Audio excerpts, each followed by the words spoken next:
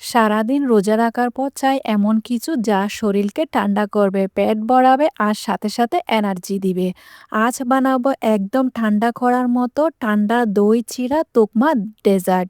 এই ডেজার্টটি খেতে যেমন সুস্বাদু, আপনারা যে কেউ একদম সহজে বানিয়ে নিতে পারবেন। আসসালামু আলাইকুম everyone, welcome to Mehenus moms kitchen. একদম ঠান্ডা ঠান্ডা দই চিড়া তুকমা ডেজার্টটি সামান্য কিছু ফল দিয়ে তৈরি করে নিতে পারবেন একদম অসাধারণভাবে। তার জন্য এখানে আমি ১ কাপ চিড়া নিয়ে নিয়েছি। চিড়াটাকে ধুয়ে ভালো করে পরিষ্কার করে নিব।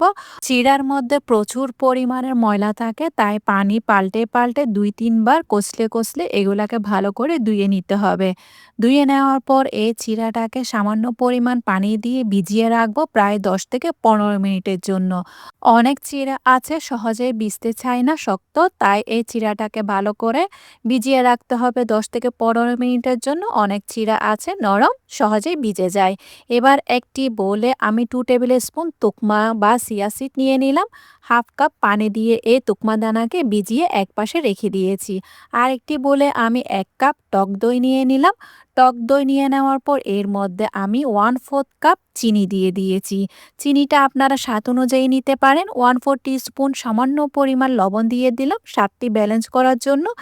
এবার একটি উইক্সের সাহায্যে এই দইটাকে ভালো করে একদম ক্রিমি স্মুথ করে ফেটে নিতে হবে, বা দইটাকে উইক্স করে নিতে হবে। একদম ক্রিমি টেক্সচার যেন আসে ওইভাবে ফেটে নিতে হবে। দেখতে পাচ্ছেন একদম ক্রিমি ফর্মে চলে এসেছে।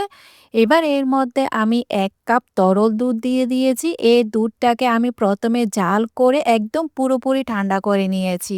খেয়াল রাখতে হবে এখানে দুধটা ইউজ করবেন জাল করার পর দুধটাকে সম্পূর্ণভাবে ঠান্ডা করে তারপর ইউজ করবেন। দেখতেই পাচ্ছেন একদম লিকুইডি ক্রিমি হয়েছে এই মিশ্রণটা। এবার এটাকে আমি একপাশে রেখে দিয়েছি। সবগুলো আমি তৈরি করে নিলাম। তারপর এখানে নিয়ে নিয়েছি কিছু ফল। এই ফ্রুটসগুলাকে আমি এভাবে করে কেটে নিয়েছি। আপনারা আপনাদের পছন্দ অনুযায়ী ফ্রুট নিয়ে নিবেন। সবগুলো তৈরি করে আমি নিয়েছিলাম। এবার অ্যাসেম্বল করে নিব। একটি বোল নিয়ে নিয়েছি বা একটি ট্রান্সপারেন্ট আপনারা বোল নিবেন। তারপর এর মধ্যে প্রথমে চিড়ার লেয়ারটা দিয়ে দিয়েছি। চিড়া সম্পূর্ণভাবে দিয়ে দিলাম। এবার এর উপর দিয়ে যে তৈরি করে রেখেছিলাম দুধ আর দইয়ের মিশ্রণ, ওই মিশ্রণটা হাফ দিয়ে দিলাম। হাফ বলতে এখানে আপনারা আপনাদের প্রয়োজন অনুযায়ী বা বুঝে শুনে চোখের দেখাই দিয়ে দিবেন। দুধ দইয়ের মিশ্রণটা ভালো করে চিড়ার উপর দিয়ে একদম স্মুথলি স্প্রেড করে দিতে হবে। এরপর এর মধ্যে সেই ভিজিয়ে রাখা তুকমার দানাটা আমি আস্তে করে দিয়ে দিলাম। দেয়ার প্রসেসটা আপনারা দেখেই বুঝে নিবেন। চামচের সাহায্যে হালকা করে উপর দিয়ে এভাবে করে ছেড়ে দিবেন, দেখবেন পুরা সব দিকে স্প্রেডলি ইভেনভাবে বসে যাবে।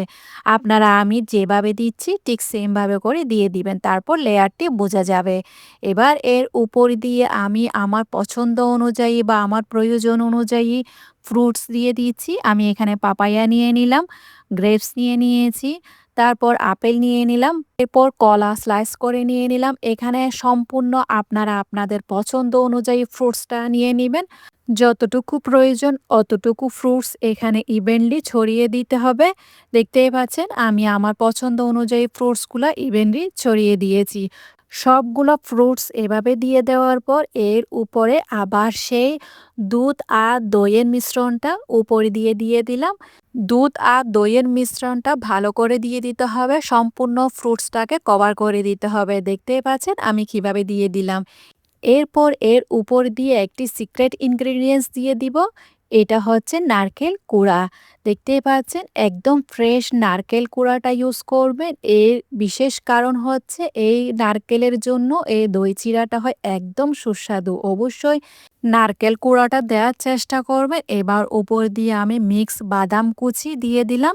এখানে আমি কাঠবাদাম, পেস্তা বাদাম, কাজু বাদাম, টিনুটা বাদাম নিয়ে নিয়েছি। আপনারা আপনাদের হাতের কাছে যা আছে তা উপরে দিয়ে ইভেনলি ছড়িয়ে দিবেন। আমি এখানে ২ টা তৈরি করে নিয়েছি দই চিড়ার তুকমা, একটি ছোট সাইজেরও তৈরি করে নিলাম। এটাকে একদম ফ্রিজে রেখে ঠান্ডা করে নিতে হবে। ঠান্ডা হতে, হতে আপনাদের কাছে আমার একটাই রিকোয়েস্ট, আমার রেসিপি যদি আপনাদের কাছে ভালো লেগে থাকে তাহলে ফ্রেন্ডস অ্যান্ড ফ্যামিলির সাথে অবশ্যই শেয়ার করবেন। লাইক, কমেন্ট, সাবস্ক্রাইব করতে একদমই ভুলবেন না। আর অবশ্যই এটি ঠান্ডা, ঠান্ডা খাওয়ার জন্য চেষ্টা করবেন। দেখতেই পাচ্ছেন কতটা ইয়ামি লুকস হয়েছে। আজকে তাহলে এ পর্যন্ত। দেখা হচ্ছে নতুন আরেকটি রেসিপি নিয়ে। সেই পর্যন্ত ভালো থাকবেন, সুস্থ থাকবেন, আমার জন্য দোয়া করবেন।